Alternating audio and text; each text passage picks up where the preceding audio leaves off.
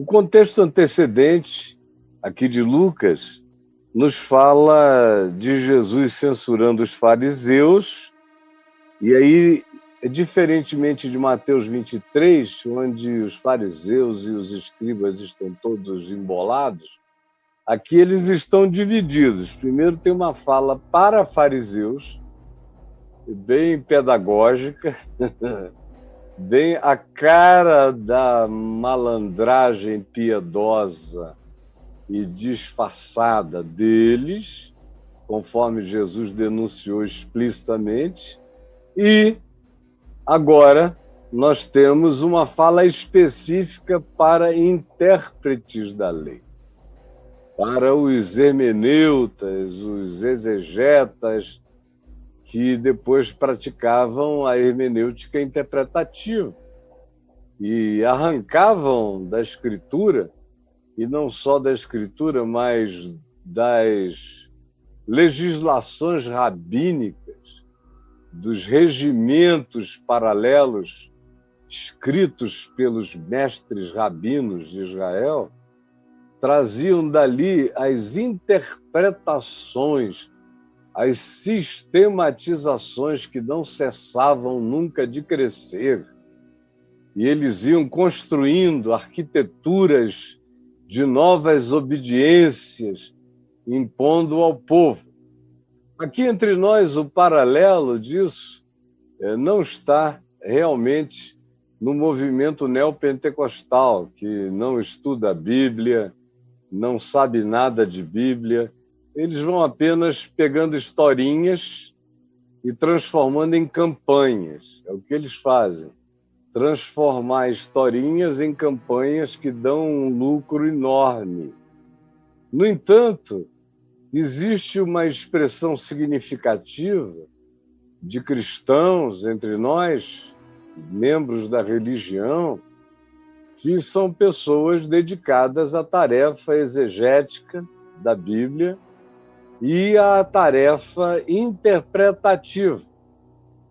Como eles não têm Jesus como chave hermenêutica, assim como esses intérpretes de Israel dos dias de Jesus não podiam nem sonhar com o que eu estou dizendo aqui, que Jesus é a chave de interpretação de tudo, e o que é como Jesus fica, o que não é como Jesus sai, porque a Bíblia não é a palavra de Deus, ela é a escritura dos documentos, dos registros feitos por homens inspirados por Deus, movidos pelo Espírito Santo.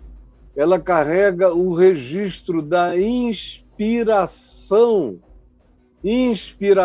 histórica de algumas dezenas, até centenas de pessoas que, para sua hora, para sua geração, ao seu tempo, num espaço de 1.500 anos, falaram aquilo que a sua geração necessitava ouvir. E aquilo ficou registrado. E é útil para o ensino, é útil para a exortação, é útil para a admoestação, é útil para a edificação na justiça. Se estiver de acordo com o ensino do Evangelho, se estiver de acordo com o que Jesus ensinou, se estiver de acordo com a essência que os apóstolos captaram e transformaram em pregação do Evangelho da Graça. Se estiver assim em harmonia, tudo que assim estiver, fica. Tudo que assim não estiver, que estiver em choque, ou mesmo em contradição com o que Jesus ensinou, sai. Fica lá como registro histórico. Aí Jesus diz aos intérpretes da lei, e diz o seguinte, o verso 45, então respondendo, um dos intérpretes da lei disse a Jesus, porque Jesus tinha, de fato, tirado a espada e zip, zip, zip, nos fariseus, ficaram retalhados Aí um dos intérpretes da lei disse: poxa, eu sou um dos teólogos do pedaço, eu sou um dos professores, eu sou um dos hermeneutas, eu sou um dos intérpretes oficiais da Escritura, da Bíblia e das tradições, eu sou um curador das melhores tradições da religião do meu povo. E eu estou aqui para fazer esse papel de fiscal da verdade. E aí ele se vira para Jesus, conforme o verso 46 diz, e respondendo, um dos intérpretes da lei disse a Jesus: Mestre, dizendo estas coisas que Jesus tinha dito aos fariseus, e que em Mateus 23 são muito mais fortes ainda do que essas que estão ditas aqui. Essas aqui são todas sobre a hipocrisia deles. Em Mateus 23, Jesus fala sobre a maldade perversa e premeditada deles. Aqui também diz que eles fazem longas orações para meter a mão nos bens das viúvas, o que é um negócio horroroso. Mas, apesar de ser forte, em Mateus 23 é mais forte ainda. Então, respondendo um dos hermeneutas, teólogos, intérpretes da lei, acadêmicos da Escritura, disse a Jesus: Mestre, dizendo estas coisas, também nos ofendes a nós outros. Dizendo isto para os fariseus, tu estás nos ofendendo também, porque eles são apenas os praticantes do que nós interpretamos, do que nós oferecemos.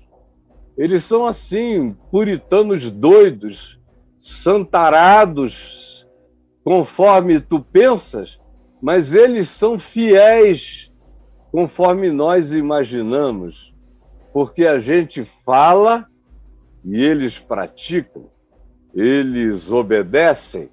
Então, assim falando, tu estás nos ofendendo a nós. Somos da Academia Suprema da religião praticada pelos fariseus. Mas ele respondeu: ai de vós também. Meu Deus, se tivessem ficado na deles, não teriam ouvido o que ouviram. Era melhor ser surdo do que ouvirem o que ouviram aqui. E Jesus disse: ai de vós também, intérpretes da lei, porque sobrecarregais os homens com fardos superiores às suas forças. É doutrina e mais doutrina, é moral e mais moral, usos e mais usos, costumes e mais costumes. Vocês vão arrancando as franjas das descrições levíticas dos sacerdotes para inventarem uma doutrina nova, ou um hábito novo, ou um costume novo, um negócio insuportável. Ai de vós também, porque vocês é que desenham a moda. São vocês que botam esse peso horrível sobre os homens que vós mesmos nem com o dedinho querem carregar. Vocês entram em casa e vestem outra roupa. Vocês são outras pessoas. Isso que vocês fazem é só para os outros. E vocês acham que porque fizeram, ficaram isentos da própria sobrecarga que vocês produzem sobre os demais seres humanos. Ai de vós, porque edificais os túmulos dos profetas que os vossos pais assassinaram. Passados alguns anos, vocês releem, reinterpretam aquele profeta que, nos dias da vida dele, foi maltratado até a morte, foi apedrejado, porque era um profeta que falava a verdade contra o desejo dos pais e avós de vocês. E vocês agora, como são bonzinhos, edificam túmulos para eles, escrevem tratados sobre como eles foram relevantes no seu tempo, mas continuam assim fazendo. Vocês estão apenas aumentando a culpa dos pais de vocês, porque eles mataram e vocês agora tentam se isentar como membros da academia. Vocês fazem uma revisita aos profetas e constroem até túmulos, escrevem livros, exaltam aqueles que há não tanto tempo atrás eram abominados, só porque morreram por vocês, foram santificados. O que valida a culpa do pai de vocês e chama culpa para vocês, porque vocês mesmos admitem os maus tratos daqueles a quem Deus enviou. Assim, sois testemunhas e aprovais com cumplicidade as obras dos vossos pais, porque eles mataram os profetas e vós lhes edificaram os túmulos, como se fosse algo melhor, como se colocasse vocês numa posição isenta e superior, mas não, de modo algum. Por isso, também, disse a sabedoria de Deus, enviar-lhes-ei profetas e apóstolos, e a alguns deles matarão e a outros perseguirão, para que desta geração se peça contas do sangue dos profetas, disse Jesus. Intérpretes, vocês são os intérpretes. O povo não sabe ler, nem aramaico, nem hebraico, nem nada, nem grego. E as línguas faladas eram aramaico, primordialmente o hebraico, pela elite, quando queria se mostrar. O povo não sabia ler nada, o povo dependia completamente, e não havia escritura para o povo, só havia escritura para os sacerdotes, os rabinos e os intérpretes da lei.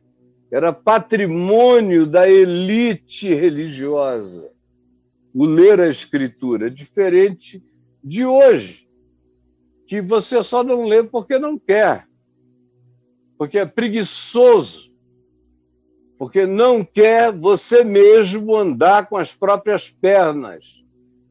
Porque se me ouvindo aqui você quisesse aprender a ler o Novo Testamento em primeiro lugar, e fazer Jesus ser a sua chave hermenêutica interpretativa, que já está mais do que compreendido e repetido, você saberia tudo. Você saberia mais do que eu.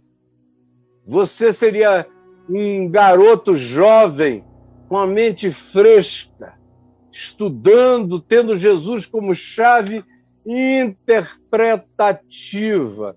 Jesus é que abre a revelação, o que é como ele fica, o que não é como ele sai. Tudo tem que estar de acordo e harmonizado com o que ele disse, com o que ele falou, com o que ele ensinou, com o que ele gestuou, com o que ele mostrou como comportamento. O que é assim, o trato dele com as pessoas é palavra de Deus. O que é assim fica, o que não é assim sai. Porque não sendo assim não é cristão. Sendo assim, é mensagem dele para todo aquele que quer ser discípulo. E qualquer outra coisa é subterfúgio e é mentira. Era mentira nos dias de Jesus e é mentira ainda mais hoje. Depois de 2000 anos de chance de saber disso, quem não quiser aderir a isso está fazendo a escolha dos intérpretes da lei denunciados por Jesus. E não tem apelação. Não tem segunda nem terceira instância. Não tem Marco Aurélio para te absolver dessa loucura de você não querer compreender a verdade simples do Evangelho. Esse é o chamado do Evangelho. Chamado para mim, chamado para você, que somos e queremos ser, ou dizemos que desejamos nos tornarmos discípulos de Jesus. Jesus só tem discípulos que possuam essa consciência, antagônica ao espírito farisaico. Mas não basta ser antagônica a fariseus, tem que ser antagônica ao modo operandi, ao modus operandi desses fariseus que estão entre nós para todos os lados e que são os maiores corruptores da nossa fé, são os maiores inimigos do Evangelho em nós, assim como foram os maiores inimigos de Jesus, foram os maiores inimigos de Paulo, são também hoje os maiores inimigos do Evangelho em nós. Agora me ouça, eu só lerei e você, tendo compreendido a obviedade do que foi aqui anunciado, ouça, feche os seus olhos e me ouça ler, dizendo: Senhor, me salva disso, e tomando as decisões que você precisa tomar para que esses mascaramentos caiam hoje em nome de Jesus. Ai de vós, guias cegos, que coais o mosquito e engolis o camelo. Ai de vós, escribas e fariseus hipócritas, porque limpais o exterior do copo e do prato, mas estes por dentro estão cheios de rapina e intemperança. Fariseu cego, limpa primeiro o interior do copo, do ser, para que também o seu exterior fique limpo. Ai de vós, escribas e fariseus hipócritas, porque sois semelhantes a sepulcros caiados, que por fora se mostram belos, mas interiormente estão cheios de ossos de mortos e de toda imundícia. Assim também vós, exteriormente, pareceis justos aos homens, mas por dentro estáis cheios de hipocrisia, de imundícia, de ódio, de rapina e de mortos, de gente que morreu por causa do ódio e da mentira de vocês. Jesus, que essa palavra faça com que aqueles que não entraram nessa situação se afugentem, saiam e discernam a sutileza, como isso é sutil. Como a gente pode sextar de um jeito e chegar aqui na terça-feira de outro modo, porque isso pode nos penetrar com uma rapidez imensa. São as miragens da mentira que podem tomar conta do nosso coração com uma subtileza enorme. Salva-nos disso, ao mesmo tempo em que eu te peço que quem quer que esteja ouvindo, vendo, agora, nesse instante, que esteja mascarado e mentindo contra a verdade, coando mosquitos, engolindo camelos, vivendo de performances, exterioridades, mentiras, aparências, falsidades, construções, alegorias. Gente que é um billboard, gente que é um outdoor da mentira, daquilo que por dentro não existe nele. Gente que reina na aparência, porque as pessoas não podem saber o que habita o quarto, o que habita a casa, nem tampouco o pensamento, os sentimentos e as emoções frequentemente cheios de ódio, de homicídio interior, de raiva, de ira, de cobiça, de inveja. É gente que, quando ouve o nome do outro, se estremece todo, porque estão tomados de sentimentos ruins e vivem assim, enquanto dão sorrisos falsos do lado de fora. Por favor, ajuda-nos a nos enxergarmos e a sermos salvos dessa que foi a realidade à qual Jesus dedicou mais tempo, mais palavra, mais mensagem, mais profecia, mais exortação. Não houve ninguém, nem grupo algum, que tenha sido objeto de tanto enfrentamento de Jesus quanto esses, que são considerados os reis do exemplo. E Jesus chama de mentiras ambulantes. Salva-nos disso, pelo amor do teu nome. É o que eu te imploro agora, hoje já, em nome de Jesus. Amém e amém.